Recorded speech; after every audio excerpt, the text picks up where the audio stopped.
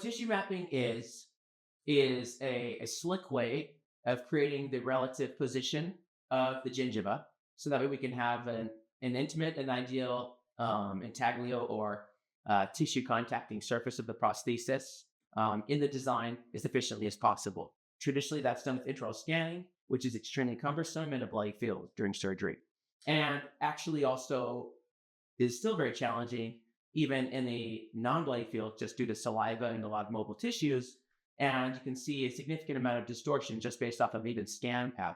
So even if you have a lot of experience and you follow a perfect scan path, you can still have some distortion in a scan using an intraoral scanner.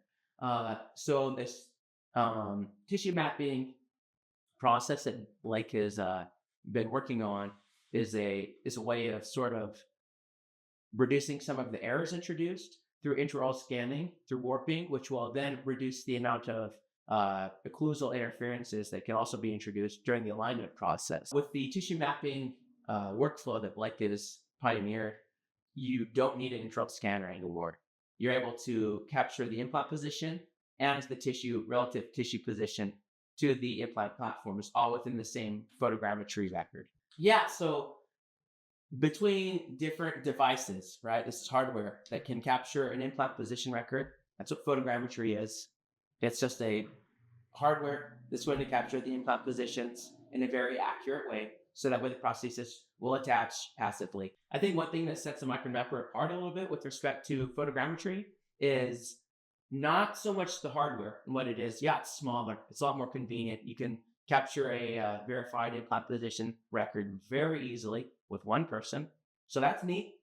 But I think the bigger deal is really the company behind it, right? The fact that you have innovators and industry leaders that are constantly working on disruptive uses of this, and the back-end software that will make this even stronger and even better is going to continually allow this hardware to evolve within the space of the evolving workflows within the field. So, I mean, the fact that all photogrammetry is traditionally used just to capture implant position, and that's all it does, and it's on one hand, $40,000 to $50,000 piece of equipment just to capture implant position.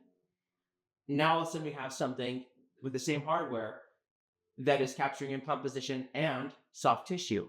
Yeah, so yes, it costs less, but even besides that, the team that is creating the software and finding the usefulness of it is making this something that's useful beyond what traditional photogrammetry is. So this hardware is no longer a one-trick pony.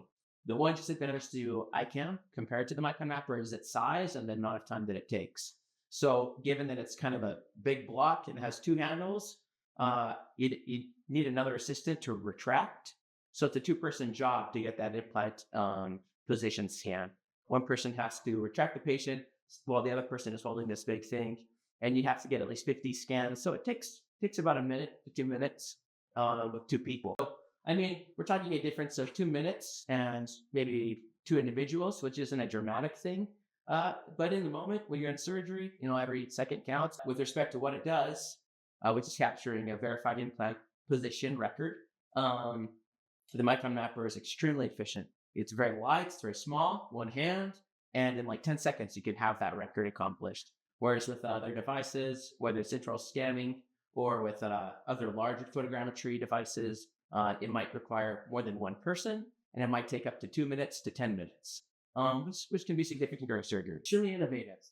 So personally, that's one thing that I really respect and admire a lot about this company, S.I.N. I think the individuals that the company has selected to work and contribute to this company's culture and what it's creating are very unique individuals. I mean, Blake Roney, Juan Gonzalez, they're both industry leaders. And if you get to know Blake and get familiar with some of the things that he's accomplished and created and creating, it's pretty apparent that S.I.N. is going to be an evolving company within a very volatile and highly evolving field.